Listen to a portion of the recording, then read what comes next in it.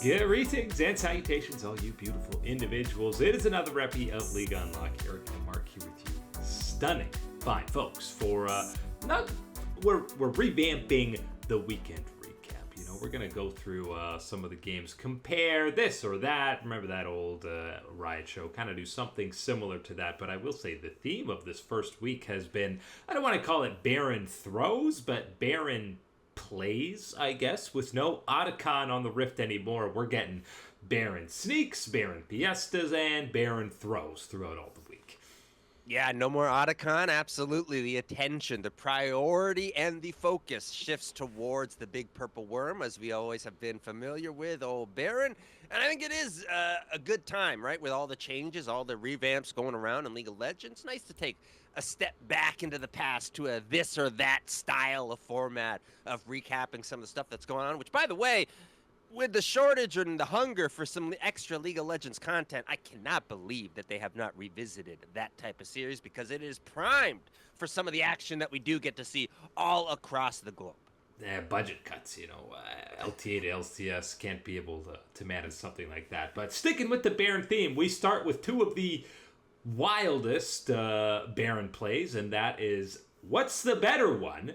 Faker Azir against DRX, dashing in to get 3 kills, and Owner eventually securing it to stay the game, keep the game alive, or Rookie's Syndra against JDG, where he not only gets the Baron steal, but proceeds to land clutch stun after clutch stun and Zhonya's in the preceding team fight.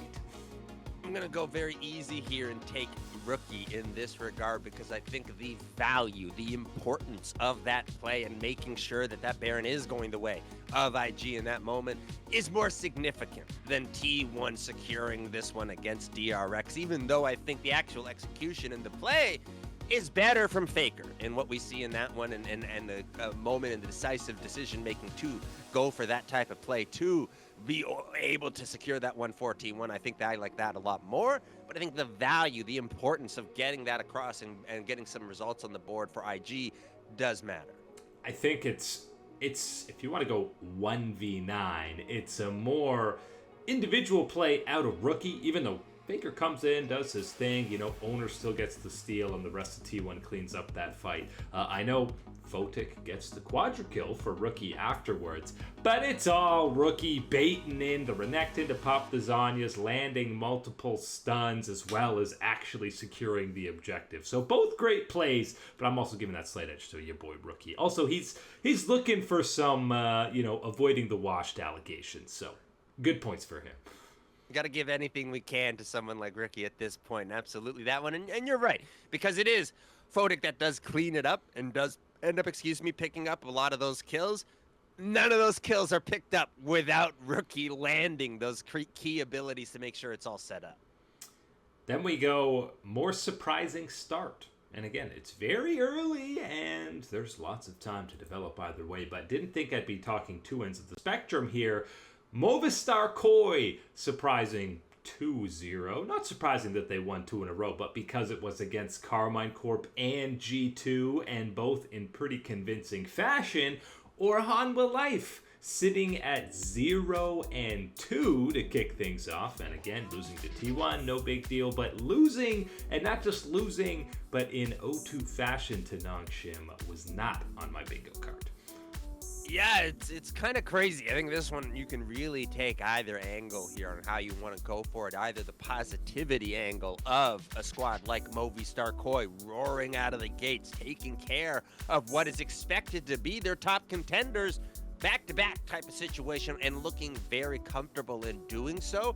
Absolutely the avenues that you could be going for Movistar Koi, over-impressing, overachieving so early in this split against who is going to be that top-tier talent. Very happy to see that in the LEC. And then on the LCK side with Hanwha Life, sure, you could have envisioned some early struggles, or that it was going to take time to ramp up, get to that full level of power that you envisioned for this lineup.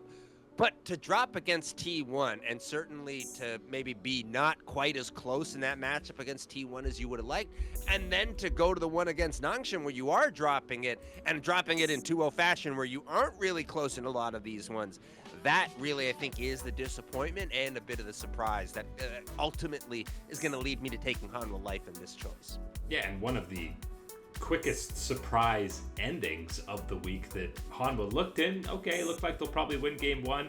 Boom, you get ace-1 team fight. Nongshim closes up the game, and they carry that momentum.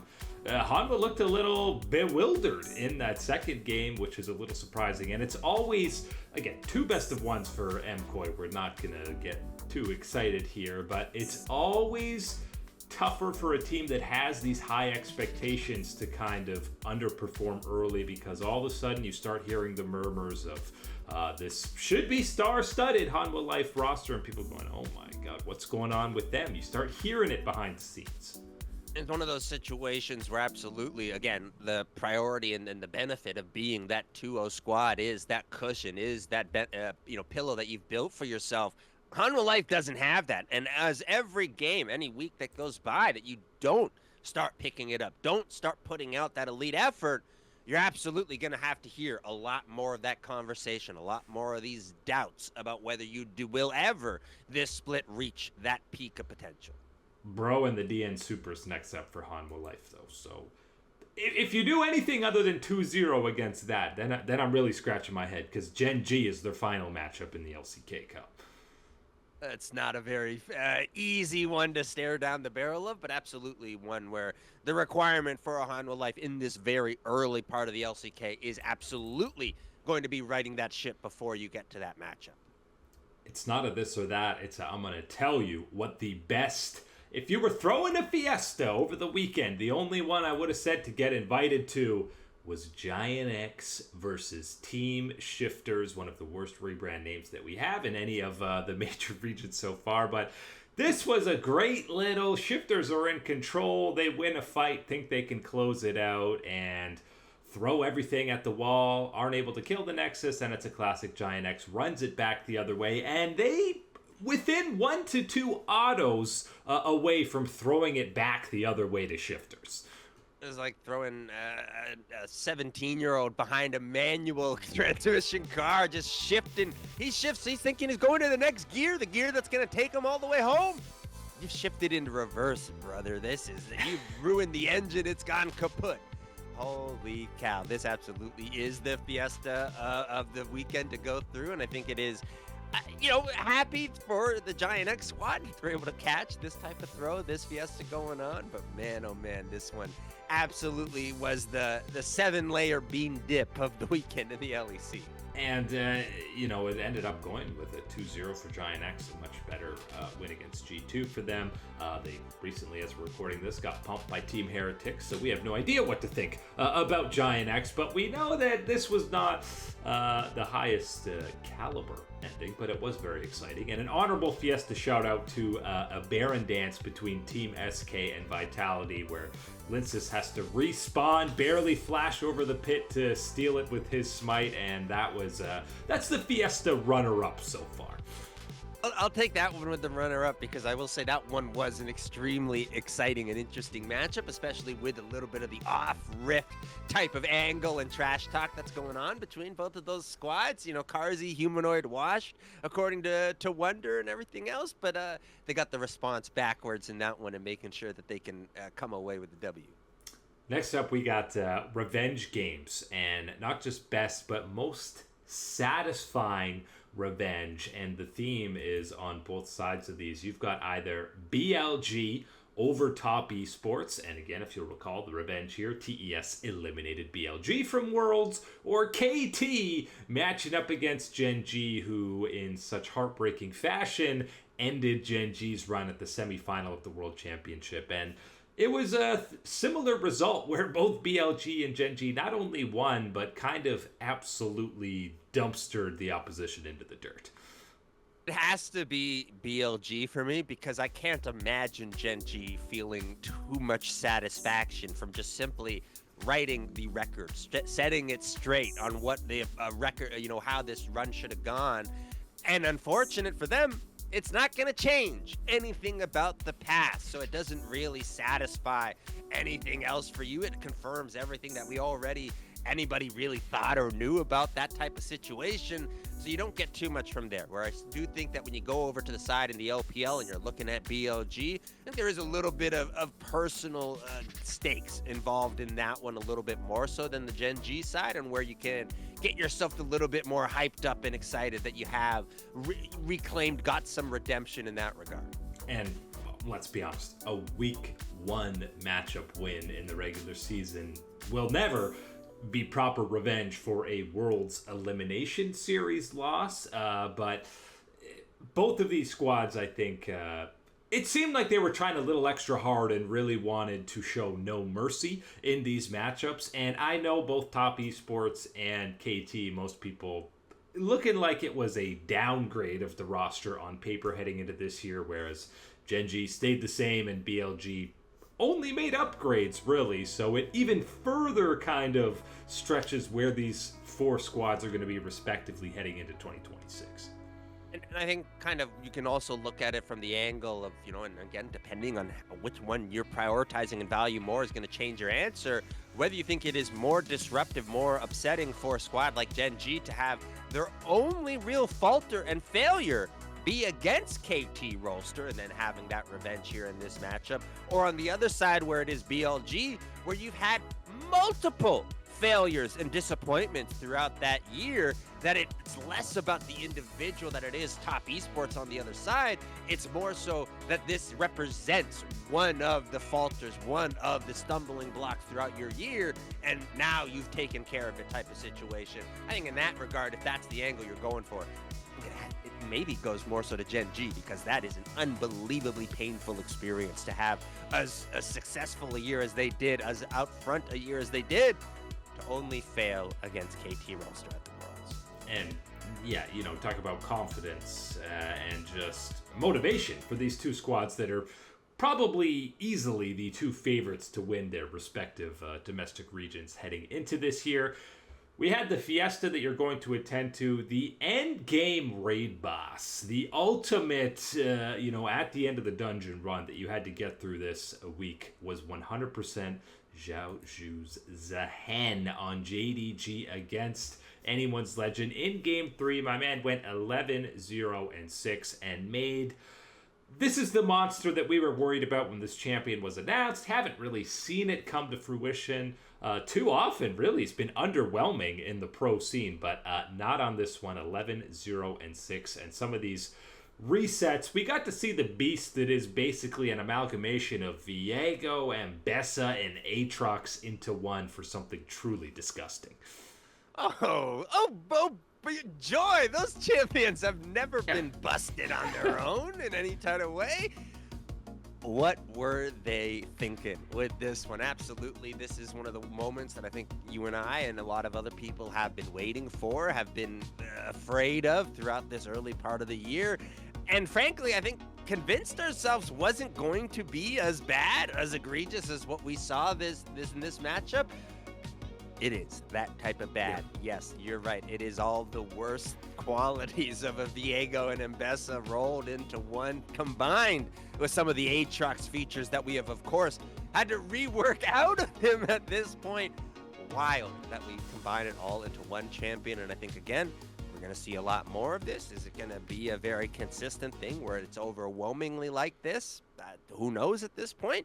But you better buckle yourself up, flashbacks, Cassante, Mbessa, whatever type of moments, early release Zoe. Go back to those type of ones. I think we're in a very similar type of situation soon in that top side. And, we won't let the busted champion take away from the individual performance that Xiaoxu did have, because he was great in that third game, really great in this whole series. And I think because Pays took so many of the highlight reel plays last year, he was the main guy you were talking about on JDG. But Xiaoxu was clearly the second best player on JDG throughout all of 2025, maybe even the best at times. And now I think you're going to really see that highlighted more as the LCP duo get a little more acclimated to the scene, and Gala and Vampire continue to probably look like one of the best bot lanes in the LPL. Yeah, it's absolutely working out fantastic, and this was one of the ones that I think a lot of people could say, watching our show, knowing heading into this year, had a lot of hopes, had a lot of good vibes about JDG and what was going on there. And I think his continued development and rise to a star level of status, or starting to push up against that in the LPL, absolutely is part of that equation.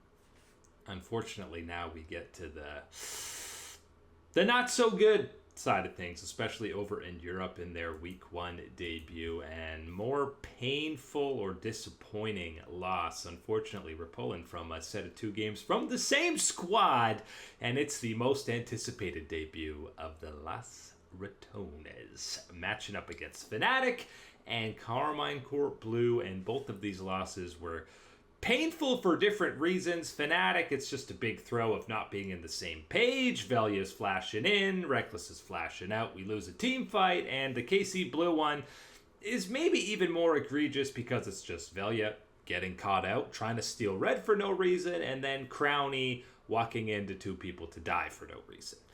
Yeah, there's absolutely some mess to sort through and bring out the mop and bucket in the LEC when you are talking about both of these crews and the efforts that we saw this past weekend.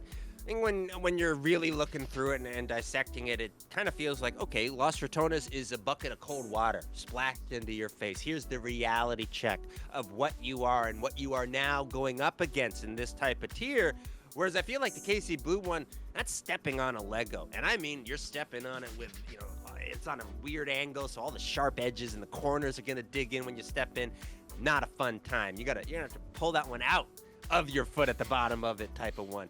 Not good. And I think that's really where it gets to it, where it's that kind of realization, and whether that, realization and disappointment combination of it with Las Ratones is enough for you, or just the raw pain of some expectations, some hopes with KC Blue being all quickly dashed type of one. So I'm going to go more so with the KC Blue. I think there is an avenue still for a squad like Las Ratones to regroup, refine themselves in the LEC, even with this incredible uphill challenge that it is already establishing itself to be compared to last year.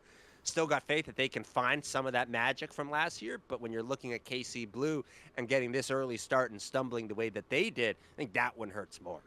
Yeah, I mean, that's obviously the one they were even more so expected to win, probably, with a somewhat new lineup. Big shout out to Yukino, who's been fantastic in the first couple of games for KC Blue. And I've seen people be pretty harsh on Valia. This guy's not ready for Tier 1, blah, blah, blah, blah, blah. But he's a rookie, guys. We're going to give him way more runway than 2 single games to really be judging. I know the problem is this format is pretty unforgiving. You need at least top 8 out of LR to even get on to the next round. But bad positioning from Crowny. We're not ready to completely write things off yet. We haven't even seen Zaahen out of boss yet. So yeah, well, I mean, that one, number 1. But number 2, yeah, specifically with Velia, I think there was a lot of nerves in the situation and, just being uncomfortable being at this type of stage. And that's expected. That's part of this journey, part of what is the special magic of Las Ratones. Now, is that something that is just simply going to be excused every week, every game? No, and absolutely not, and certainly not in this type of split pressure cooker, time cooker that it is in the LEC. So it does need to start turning it around, but it's one of those ones where you have to have some sort of understanding for it here, at least in this first type of performances.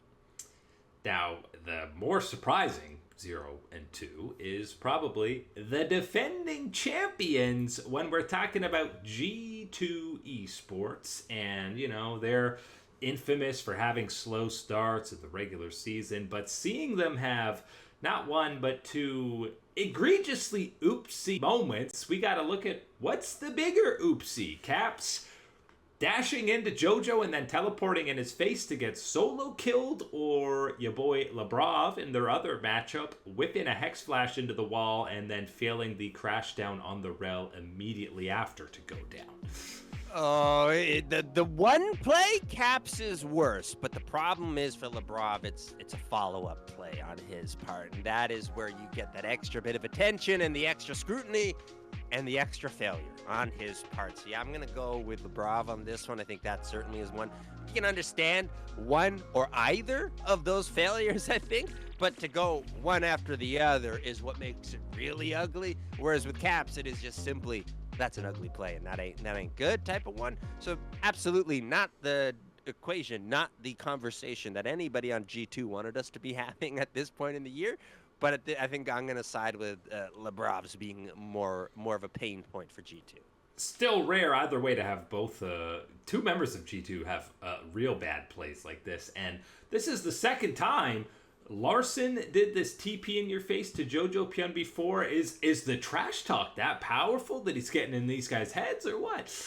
It's got to be an old LCS Jedi mind trick type of thing coming through from our boy Jojo Pyun to get these type of mistakes again, because you would have thought you'd never see like that like you did with Larson.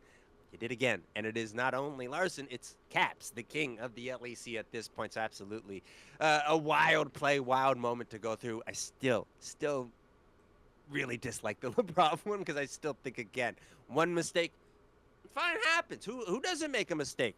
But when you follow it up with that second mistake, the other eyebrow starts reaching up as well, and that's the problem. Well, that's when the tilt flashlights start blinking, right? Like the tilt-a-brony jabroni coming in. But G2's got to be careful. Again, very, very early overreactions across. But you see these KC versus KOI matchups, this rivalry now that's been brewing ever since Carmine Corp came, and all of a sudden, G2, I can see where you can fall to the wayside as these rivalries continue to ramp up and KOI and KC continue to get better and better. It's very much so a shifting landscape within the LEC, especially when you have powerhouse organizations like a Carmine Corp, like Movistar KOI, and the type of fan backings that they have. And now on Rift's success, that's absolutely a big part of these type of equations. And if you are used to being that king, that dominant organization in the region like a G2 Esports, this could be a changing of the guard type of situation if you aren't careful. And especially, again, this type of split where things happen very quick in a time pressure situation, you're not going to have a lot of time to regroup yourself. So the results better start picking up for old G2. And this isn't an overnight 2026 only thing. It feels like this has been brewing. You know, G2 didn't win a couple of splits to close thing out, came out roaring to close out 2025, but it's closer than ever, and we can see this next gen up of organizations and players coming for that throne for G2. But that is it today for Liga Unlocked. Eric and Mark here with you, absolute stunners. Thanks for hanging out as always, and you know we will catch you on that flippity flip.